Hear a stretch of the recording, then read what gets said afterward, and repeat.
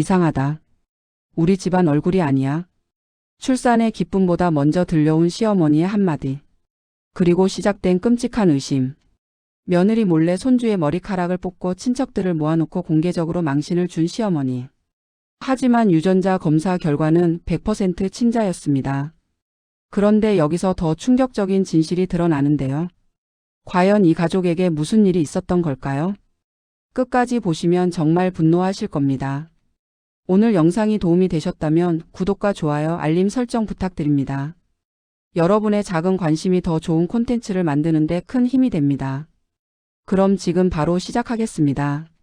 민지 씨는 35시간의 진통 끝에 3.2kg의 건강한 아들을 낳았습니다.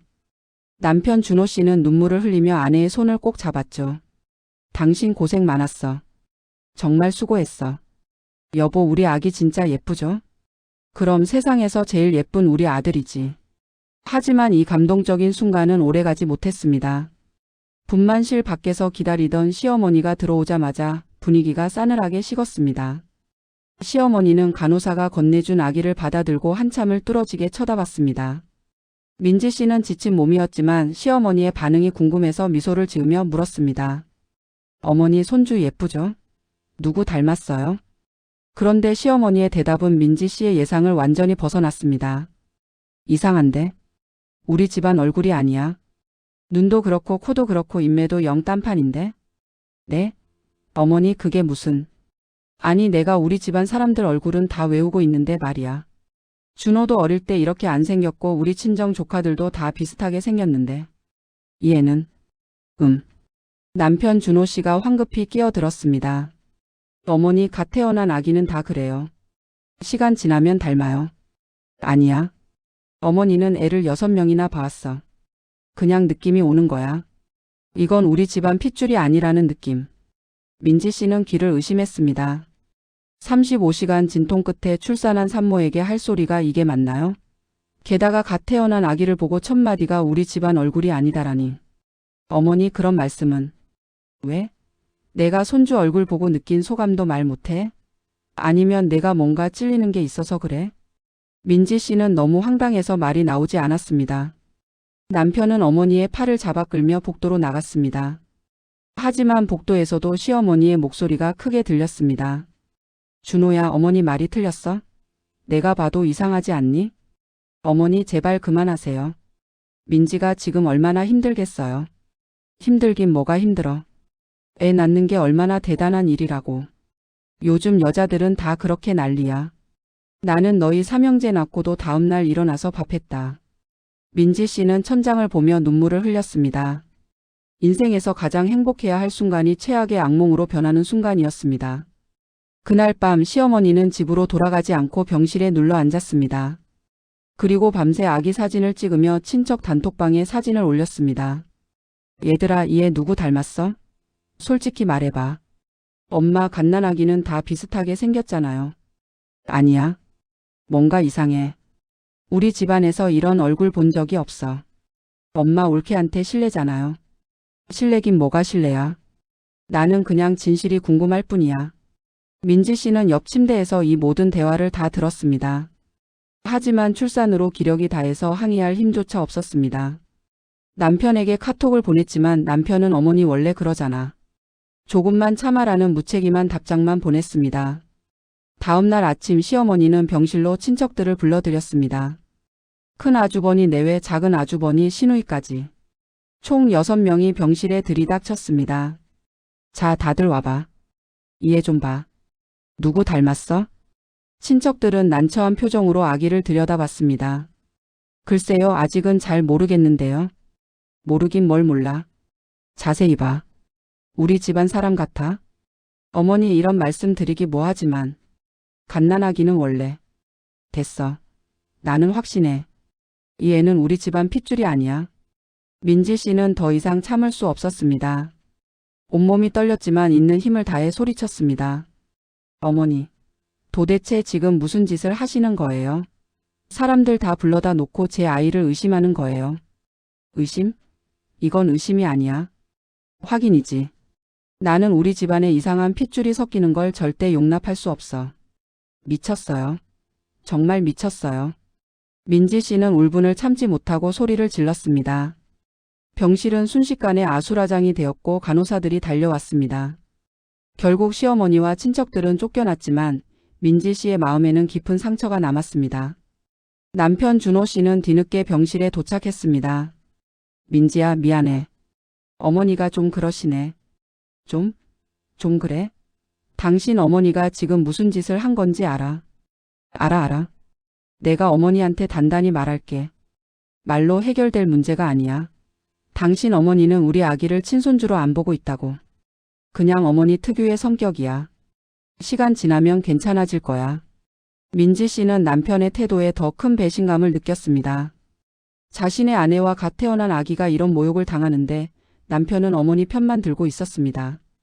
그날 밤 민지 씨는 잠을 이룰 수 없었습니다. 시어머니의 말이 머릿속에서 계속 맴돌았습니다. 우리 집안 얼굴이 아니야. 이상한 핏줄. 세상에서 가장 행복해야 할 순간이 악몽으로 변한 순간이었습니다. 퇴원 후에도 시어머니의 의심은 계속되었습니다. 아니, 점점 더 심해졌습니다. 시어머니는 거의 매일 집에 찾아와서 아기를 유심히 관찰했습니다. 아기를 안고 얼굴을 이리저리 살피고 사진을 수십 장 찍었습니다. 그러고는 친척들에게 계속 사진을 보내며 의견을 물었습니다. 얘 눈 좀 봐.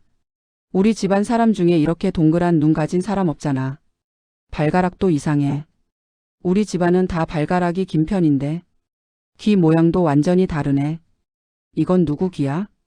민지 씨는 미칠 것 같았습니다. 아기를 돌보기도 힘든데 시어머니가 올 때마다 스트레스를 받았습니다. 남편에게 말해도 소용없었습니다. 여보, 당신 어머니 좀 말려줘. 나 진짜 미치겠어. 조금만 참아. 시간 지나면 어머니도 적응하실 거야. 적응? 지금 당신 어머니가 하는 게 정상적인 행동이야? 우리 어머니 원래 그래. 성격이 좀 강하셔. 민지 씨는 남편과 말하는 것조차 지쳤습니다. 남편은 항상 어머니 편이었습니다. 그러던 어느 날 민지 씨는 이상한 것을 발견했습니다. 아기의 머리카락이 조금씩 줄어들고 있었던 겁니다. 처음에는 착각인가 싶었습니다. 하지만 며칠 동안 유심히 관찰하니 확실했습니다. 특히 정수리 부분 머리카락이 눈에 띄게 적어졌습니다. 이상하다. 갓난아기가 벌써 탈모가 생기나? 민지 씨는 걱정이 돼서 소아과에 전화했습니다. 의사는 갓난아기에게 흔한 일이라며 걱정하지 말라고 했습니다.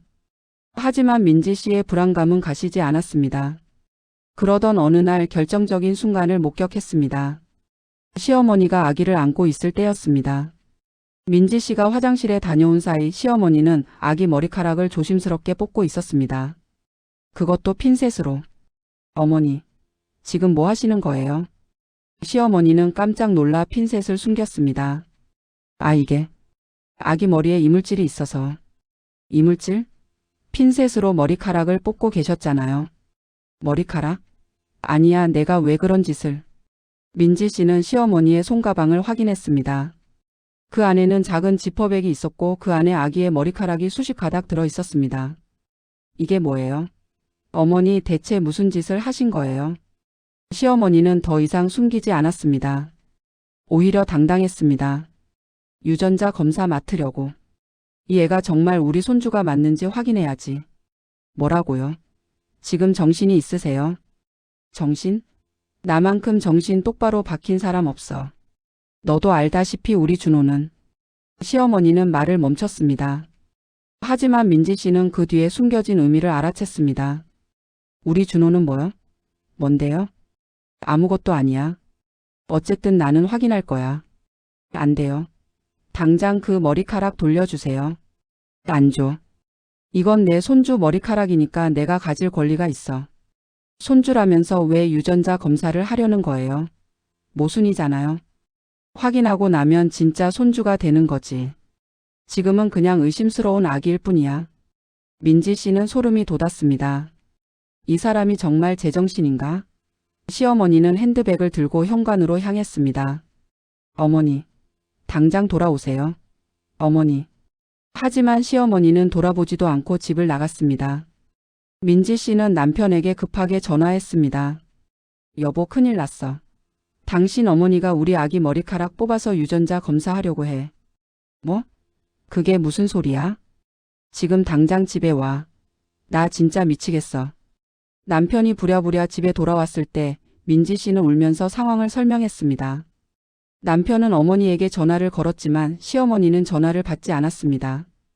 다음 날 시어머니에게서 문자가 왔습니다. 검사 의뢰했다. 결과는 2주 후에 나온다더라. 그때까지 기다려라. 민지 씨는 분노와 모욕감에 떨었습니다. 이게 사람이 할 짓입니까? 며느리 몰래 손주 머리카락을 뽑아서 유전자 검사를 하다니. 세상에 이런 시어머니가 어디 있습니까? 남편은 또다시 어머니를 변호했습니다. 어머니도 확인하고 싶으신 거겠지. 결과 나오면 깨끗이 해결되는 거 아니야? 해결? 이게 해결될 문제야? 나한테 이런 모욕을 준 건데. 민지야, 어머니 입장도 생각해봐. 어머니도? 어머니 입장? 그럼 내 입장은? 나는 아무 잘못도 없는데 왜 이런 의심을 받아야 해? 민지 씨는 더 이상 남편과 대화할 수 없었습니다. 남편은 어머니의 비상식적인 행동을 옹호하기에 바빴습니다. 민지 씨는 이 결혼이 잘못된 선택이었다는 생각이 들기 시작했습니다. 그런데 이건 시작에 불과했습니다. 며칠 후 시어머니는 더 끔찍한 일을 저질렀습니다. 유전자 검사 결과가 나오기도 전에 시어머니는 대규모 친척 모임을 소집했습니다. 민지 씨는 남편에게서 연락을 받았습니다. 여보, 이번 주말에 시댁 가야 할 것 같아. 왜? 무슨 일인데? 어머니가 친척들 다 모으래. 뭔가 중요한 얘기가 있다나 봐. 민지 씨는 불길한 예감이 들었습니다. 하지만 거부할 수도 없었습니다. 시댁에 도착하자 이미 수십 명의 친척들이 모여 있었습니다. 시아버지, 시누이 가족, 큰 아주버니 내외, 작은 아주버니 가족, 시어머니의 형제들까지. 거의 30명은 되는 것 같았습니다. 민지 씨는 아기를 안고 거실로 들어갔습니다. 모든 친척들의 시선이 일제히 민지 씨와 아기에게 쏠렸습니다. 그 시선들은 따뜻한 관심이 아니었습니다. 의심과 호기심이 뒤섞인 불편한 시선들이었습니다. 시어머니가 손뼉을 쳤습니다. 자, 다들 모였으니까 본론으로 들어가겠습니다. 어머니, 대체 무슨 일로 이렇게 다 모은 거예요? 큰 아주버니가 물었습니다. 중요한 일이에요. 우리 집안의 명예가 달린 일이죠. 시어머니는 민지 씨를 똑바로 쳐다봤습니다. 오늘 여러분을 모신 이유는 다름이 아니라 이 아이의 친자 여부를 확인하기 위해서입니다. 순간 거실이 조용해졌습니다. 민지 씨는 귀를 의심했습니다. 지금 뭐라고 한 거죠? 엄마, 그게 무슨 말씀이에요? 시누이가 놀라서 물었습니다. 말 그대로야. 나는 이 아이가 우리 집안 핏줄이 맞는지 의심스러워. 그래서 유전자 검사를 의뢰했어. 어머니. 남편 준호가 당황해서 소리쳤습니다. 조용히 해. 내가 지금 얘기하고 있잖아. 시어머니는 가방에서 서류 봉투를 꺼냈습니다. 여기 검사 의뢰 확인서가 있어요. 2주 후면 결과가 나옵니다. 그때 다시 모여서 결과를 확인하도록 하죠. 민지 씨는 온몸이 얼어붙었습니다. 이게 현실인가요?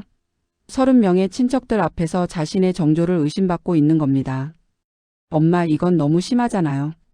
시누이가 항의했습니다. 심하긴 뭐가 심해? 나는 그냥 확인하는 거야. 혹시 모를 일 아니니? 그래도 이렇게 친척들 다 불러놓고 공개적으로. 공개적으로 뭐가 어때? 우리 집안 일인데. 혹시 나중에 문제가 생기면 그때 가서 뭐라고 할 거야? 그래서 미리 다 알려두는 거야. 큰 아주버님이 끼어들었습니다. 어머니, 그래도 이건 재수 씨한테 너무 큰 모욕 아닙니까? 아무 증거도 없이. 증거?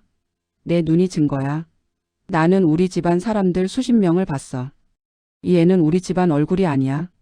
시어머니는 점점 목소리를 높였습니다. 게다가 우리 준호는 어릴 때 불임 진단을 받았어요. 순간 거실이 술렁거렸습니다. 민지 씨는 깜짝 놀라 남편을 쳐다봤습니다. 남편은 창백한 얼굴로 고개를 숙였습니다. 뭐라고요? 민지 씨는 떨리는 목소리로 물었습니다. 내 말이 그 말이에요. 준호는 20대 초반에 고열로 병원에 입원한 적이 있어요. 그때 불임 가능성이 높다는 진단을 받았죠. 그런데 어떻게 애가 생겼겠어요? 민지 씨는 남편을 똑바로 쳐다봤습니다. 여보, 이게 정말이야? 나한테 왜 말 안 했어? 남편은 대답하지 못했습니다. 대답해. 이게 정말이냐고. 민지야, 나중에 얘기하자. 여기서 다 얘기해. 당신 어머니가 30명 앞에서 나를 창녀 취급하고 있는데 나중에 얘기하자고. 민지 씨는 더 이상 참을 수 없었습니다. 눈물이 쏟아졌습니다. 나는 당신을 믿고 결혼했어. 당신 가족을 믿었어. 그런데 지금 나한테 하는 게 뭐야? 이게 사람이 할 짓이야. 시어머니는 냉정하게 말했습니다. 울지 마. 결백하면 검사 결과로 증명되잖아. 왜 그렇게 흥분해? 흥분하는 게 당연하잖아요. 나는 아무 잘못도 없는데. 잘못이 없다는 게 증명되려면 검사를 받아야지. 시댁 작은 아버지가 한숨을 쉬며 말했습니다. 형수님, 이건 좀 아닌 것 같습니다. 아무리 그래도 가만히 있어요. 이건 우리 집안 일이에요. 시어머니는 작은 시아버지에게도 소리를 질렀습니다. 민지 씨는 아기를 꼭 안고 일어났습니다. 여보, 나 먼저 갈게. 나는 이 자리에 1초도 더 있을 수 없어. 민지야, 잠깐만. 손 치워. 당신도 나한테 할 말 있으면 집에 와서 해. 민지 씨는 현관으로 향했습니다. 시어머니가 뒤에서 소리쳤습니다. 도망가봤자 소용없어. 2주 후에 결과 나오면 다 드러날 테니까. 민지 씨는 대답하지 않고 집을 나왔습니다. 택시를 타고 집으로 돌아오는 내내 눈물이 멈추지 않았습니다. 아기는 엄마가 우는 것을 느꼈는지 같이 울기 시작했습니다. 우리 아가. 미안해. 엄마가 내를 지켜주지 못했어. 민지 씨는 그날 밤 잠을 이룰 수 없었습니다. 시어머니의 말이 계속 귓가에 맴돌았습니다. 불임 진단. 남편이 결혼 전에 숨긴 거대한 거짓말. 그리고 그 거짓말 때문에 자신이 받는 모욕. 새벽 3시가 되어서야 남편이 집에 돌아왔습니다. 민지야, 얘기 좀 하자.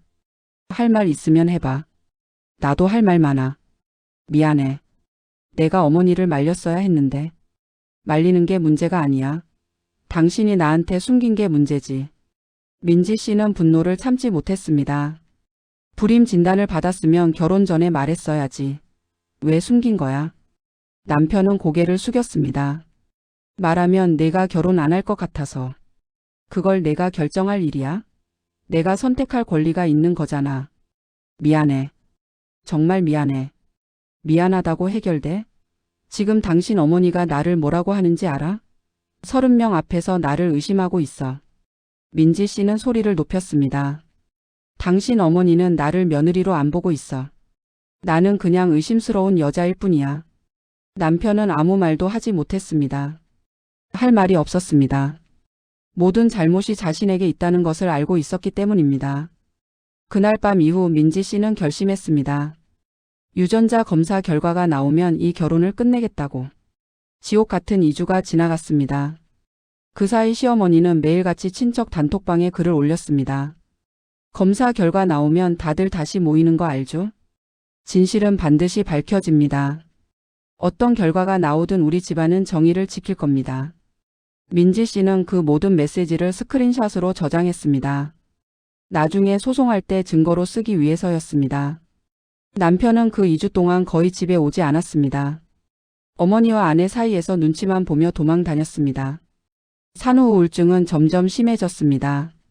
밤마다 악몽을 꿨습니다. 친척들 앞에서 손가락질 당하는 꿈. 시어머니가 아기를 빼앗아가는 꿈. 남편이 이혼 서류를 내미는 꿈. 드디어 검사 결과가 나오는 날이 왔습니다. 시어머니는 또다시 친척들을 모두 소집했습니다. 이번에는 더 많았습니다. 거의 40명은 되는 것 같았습니다. 친척들뿐만 아니라 시어머니의 친구들까지 온 것입니다. 민지 씨는 아기를 안고 시댁 큰 집에 도착했습니다. 이번에는 친정어머니도 함께 왔습니다. 민지 씨가 하도 울면서 전화해서 친정어머니가 달려온 것입니다. 거실은 이미 사람들로 가득했습니다. 시어머니는 제단이라도 차리듯 상 위에 봉투를 올려놓았습니다. 그 안에 검사 결과가 들어 있었습니다. 자, 다들 모였으니 이제 진실을 밝히겠습니다.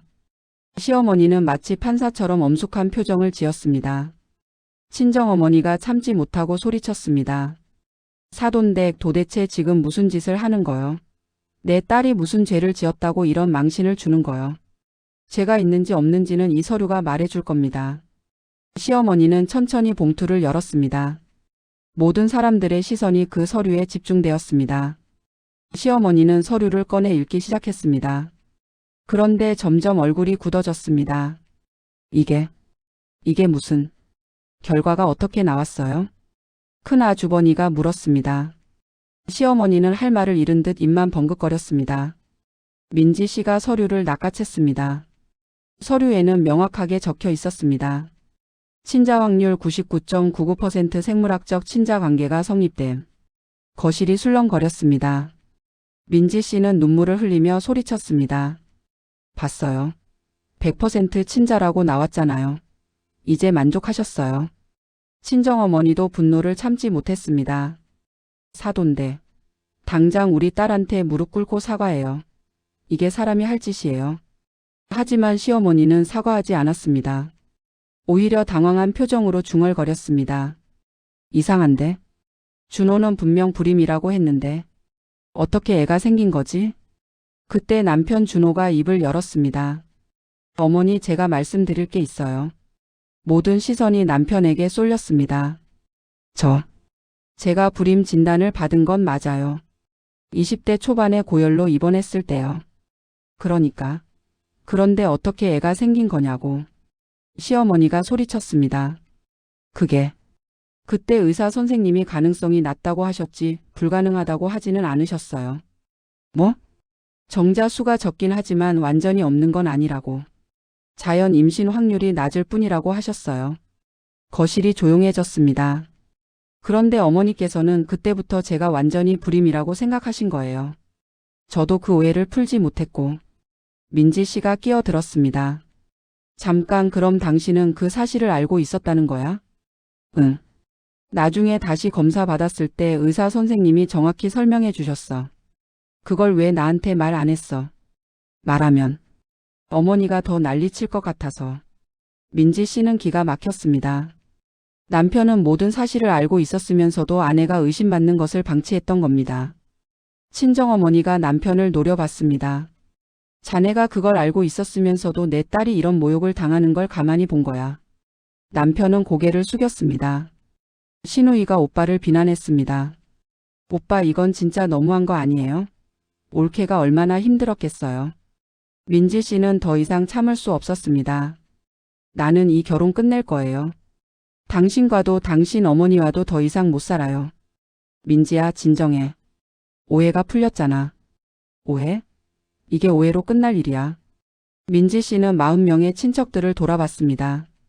여러분 다 보셨죠? 나는 아무 잘못도 없어요. 그런데 2주 동안 어떤 모욕을 받았는지 아세요?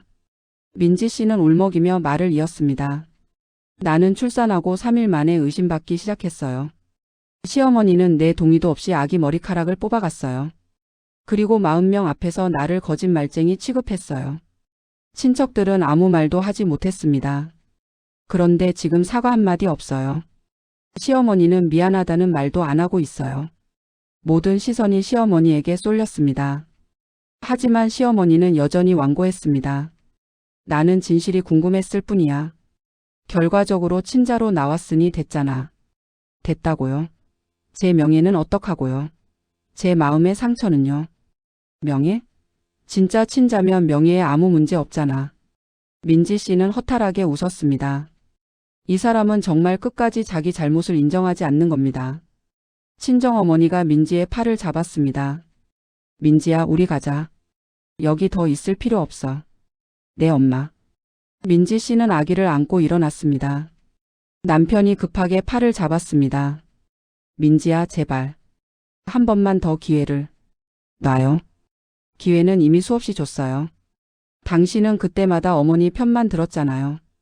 이번엔 다를 거야. 내가 다르다는 보장이 어디 있어요? 당신 어머니는 지금도 사과 안 하고 있잖아요. 민지 씨는 남편의 손을 뿌리쳤습니다. 변호사 통해서 연락할게요. 이혼 서류 준비해 놓으세요. 민지 씨와 친정어머니는 집을 나섰습니다. 뒤에서 남편이 소리쳤지만 돌아보지 않았습니다. 차 안에서 친정어머니가 말했습니다. 잘 결심했어, 딸아. 저런 집안이랑은 더 이상 못 살아. 엄마, 나 잘할 수 있을까? 당연하지. 엄마가 도와줄 테니까 걱정 마. 민지 씨는 품에 안긴 아기를 내려다봤습니다. 아기는 평화롭게 잠들어 있었습니다. 이 아이만큼은 행복하게 키우고 싶었습니다. 저런 독한 가족들로부터 멀리 떨어진 곳에서 이혼 서류를 제출한 지 3일 만에 남편에게서 전화가 왔습니다. 민지야, 한 번만 만나자. 제발. 할 말 있으면 변호사 통해서 해요. 아니야, 이건 변호사 없이 우리끼리 얘기해야 해. 민지 씨는 망설였지만 결국 만나기로 했습니다. 카페에서 만난 남편은 초췌한 모습이었습니다. 민지야, 정말 미안해. 내가 잘못했어. 지금 와서 사과해봤자 소용없어요. 알아? 그래도 할 말은 해야 할 것 같아서. 남편은 심호흡을 하고 말을 이었습니다. 어머니가 너무 심하게 나가신 거 나도 알아. 그런데 어머니한테는 나름의 이유가 있었어. 이유? 무슨 이유요? 어머니는 내가 정말 불임인 줄 알았어. 의사가 가능성이 낮다고 했을 때 어머니는 그걸 불가능하다로 이해하신 거야. 그래서 며느리를 의심한 게 정당화돼요. 아니, 그게 아니라. 남편은 말을 잇지 못했습니다. 당신 어머니는 끝까지 사과 안 하셨어요. 검사 결과 나왔는데도요. 어머니가 프라이드가 세서 그래. 속으로는 미안해 하실 거야. 속으로? 그럼 겉으로는 언제 사과하실 건데요? 민지 씨는 냉소적으로 웃었습니다. 당신도 마찬가지예요. 2주 동안 나를 방치했잖아요. 당신은 내 편이 아니라 항상 당신 어머니 편이었어요. 미안해. 정말 미안해. 미안하다는 말로 해결될 문제가 아니에요. 민지 씨는 가방에서 서류를 꺼냈습니다. 이건 명예훼손 소송 준비 서류예요. 당신 어머니를 상대로 소송 걸 거예요. 뭐, 소송까지. 당연하죠. 40명 앞에서 나를 공개적으로 모욕했는데 그냥 넘어갈 것 같아요. 민지야, 제발. 어머니는 나이도 많으시고 나이가 많으면 사람 명예를 짓밟아도 돼요. 그게 말이 돼요? 남편은 할 말을 잃었습니다. 그리고 이건 양육권 관련 서류예요. 나는 아이 양육권을 100% 가져갈 거예요. 양육권까지.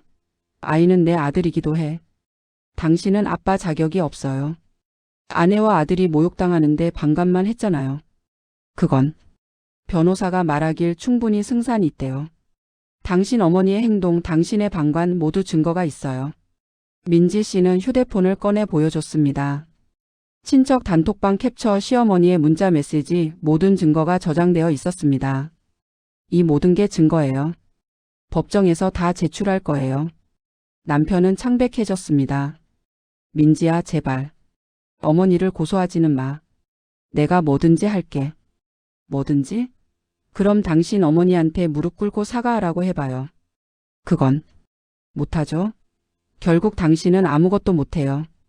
민지 씨는 일어섰습니다. 더 이상 할 말 없어요. 법정에서 봐요. 며칠 후 시어머니에게서 처음으로 전화가 왔습니다. 며느라, 나 좀 만나자. 무슨 일이세요? 소송건 때문에. 민지 씨는 시어머니를 만났습니다. 시어머니는 여전히 도도한 표정이었습니다. 소송 취하해. 싫어요. 내가 내 시어머니야. 명령하는 거야. 시어머니요? 이미 이혼 서류 넣었는데 무슨 시어머니예요? 시어머니의 얼굴이 굳었습니다. 내가 감히. 감히? 저한테 감히라고 하실 자격 있어요? 어머니가 저한테 한 짓 생각해 보세요. 나는 진실을 확인하고 싶었을 뿐이야. 진실? 어머니는 처음부터 나를 범죄자 취급했어요. 민지 씨는 더 이상 참지 않았습니다. 40명 앞에서 나를 망신 줬어요. 내 동의도 없이 아기 머리카락 뽑았어요. 그게 정상적인 행동이에요? 그래도 결과적으로 친자로 나왔잖아. 결과가 문제가 아니에요. 과정이 문제죠. 시어머니는 입술을 깨물었습니다. 사과하세요. 진심으로 사과하시면 소송 취하할게요. 사과? 네, 40명 앞에서 나를 의심했으니까 40명 앞에서 사과하세요. 그건 내 자존심이. 자존심? 어머니 자존심은 소중하고 제 명예는 소중하지 않아요? 시어머니는 대답하지 못했습니다. 30일 드릴게요. 30일 안에 40명 모아놓고 공개 사과하세요. 안 그러면 소송 그대로 진행할 거예요. 민지 씨는 자리에서 일어났습니다. 그리고 한 가지 더. 손주 보고 싶으시면 꿈도 꾸지 마세요. 당신은 이제 내 아들한테 할머니가 아니에요. 시어머니의 얼굴이 일그러졌습니다. 내 손주를. 어머니 손주요? 어머니는 이 아이가 어머니 손주가 아니라고 하셨잖아요. 유전자 검사까지 했잖아요. 그건 확인하려고. 확인한 결과 친자로 나왔어요. 하지만 어머니는 사과하지 않았어요.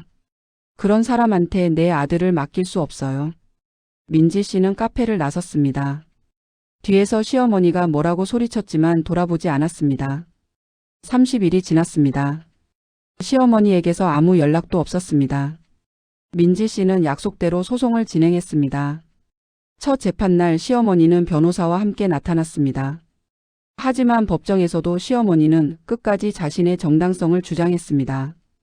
저는 손주가 진짜 친손주인지 확인하고 싶었을 뿐입니다. 그런데 왜 며느리의 동의 없이 진행하셨습니까? 판사가 물었습니다. 동의를 구하면 거부할 것 같아서요. 그것이 며느리의 권리를 침해했다고 생각하지 않으십니까? 권리보다는 진실이 중요하다고 생각했습니다. 판사는 한숨을 쉬었습니다. 재판은 3개월 동안 이어졌습니다. 그동안 언론에서도 이 사건을 크게 다뤘습니다. 시어머니의 무단 유전자 검사, 며느리 명예훼손 사건 등의 제목으로 기사가 쏟아졌습니다. 여론은 압도적으로 민지 씨 편이었습니다. 온라인 커뮤니티에는 시어머니를 비난하는 글이 넘쳐났습니다. 저런 시어머니랑은 절대 못 살아.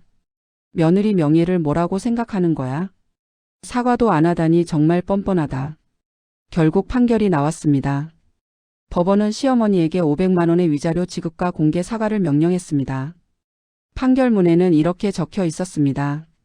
피고의 행위는 원고의 인격권과 명예를 심각하게 침해한 것으로 판단됨. 특히 다수의 친척 앞에서 원고를 공개적으로 의심하고 모욕한 것은 용납될 수 없음. 하지만 시어머니는 항소했습니다. 끝까지 자신의 잘못을 인정하지 않았습니다. 2심 재판이 시작되었습니다. 이번에는 더 많은 증거가 제출되었습니다.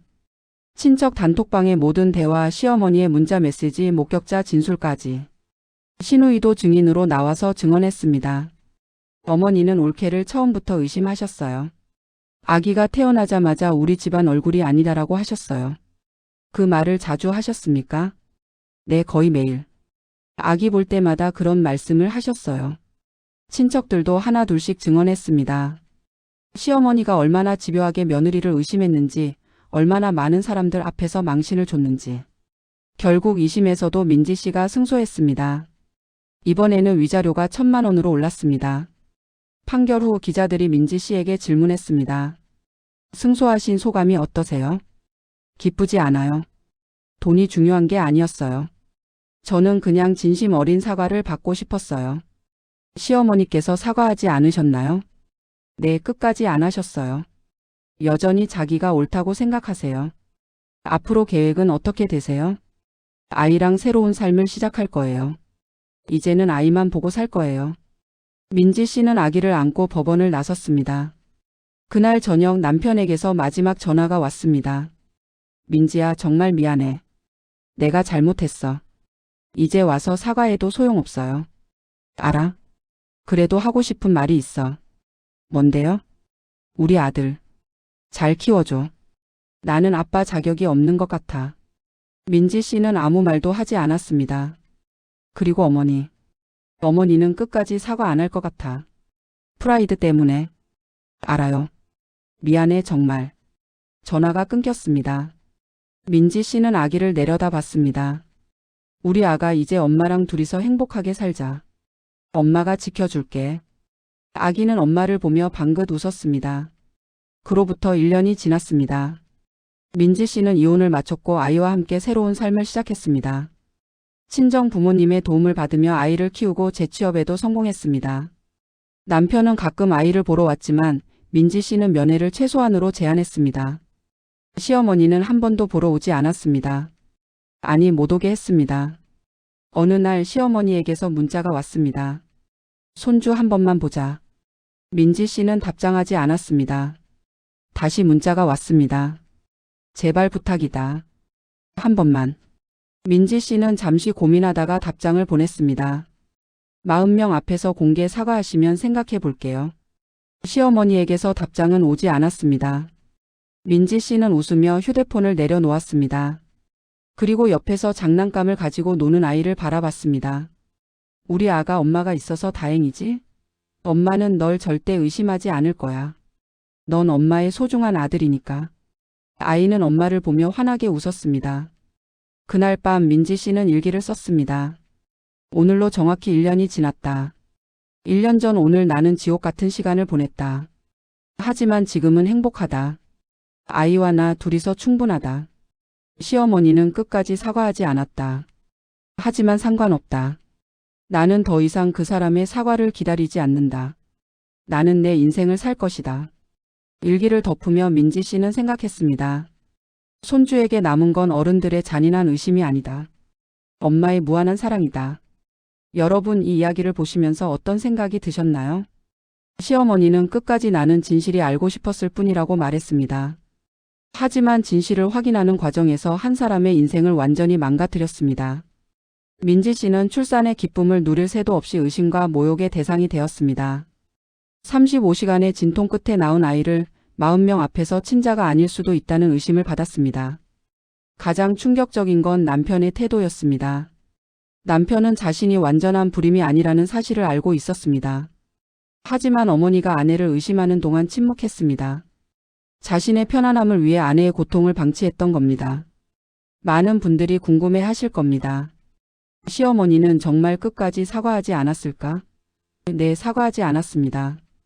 법원의 판결에도 불구하고 시어머니는 자신이 옳다고 믿었습니다. 어떤 분들은 이렇게 말씀하실 수도 있습니다. 그래도 친자로 나왔으니 다행 아니야? 하지만 그게 중요한 게 아닙니다. 의심하는 과정에서 이미 민지 씨의 명예는 짓밟혔고 그 상처는 평생 남습니다. 이 이야기가 극단적으로 보이실 수도 있습니다. 하지만 현실에서 이런 일들은 생각보다 자주 일어납니다. 시댁과 며느리 사이의 갈등, 의심과 불신, 그리고 사과 없는 상처들. 민지 씨는 용기 있는 선택을 했습니다. 참고 살 수도 있었습니다. 시간이 지나면 괜찮아질 거야 라고 생각하며 견딜 수도 있었습니다. 하지만 민지 씨는 자신의 권리를 찾기 위해 싸웠습니다. 법정 싸움은 힘들었을 겁니다.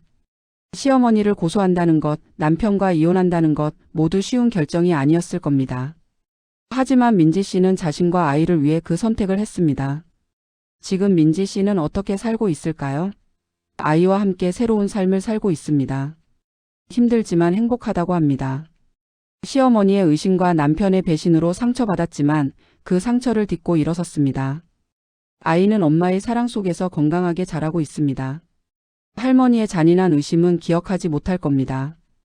대신 엄마가 자신을 얼마나 사랑하는지, 엄마가 자신을 지키기 위해 얼마나 싸웠는지를 알게 될 겁니다. 시어머니는 지금도 후회하지 않을까요? 아마 후회하고 있을 겁니다. 하지만 자존심 때문에 인정하지 못하는 거겠죠. 손주를 보고 싶어도 볼 수 없는 상황. 그것이 시어머니가 치르는 대가입니다. 남편은 어떨까요? 남편은 늦게나마 자신의 잘못을 깨달았습니다. 하지만 이미 늦었습니다. 아내를 잃었고 아들과도 멀어졌습니다. 어머니 편을 들었던 그 선택이 자신의 가정을 무너뜨렸습니다. 여러분이 만약 민지 씨의 입장이었다면 어떻게 하셨을까요? 참고 살았을까요? 아니면 민지 씨처럼 싸우셨을까요? 여러분이 만약 남편의 입장이었다면요?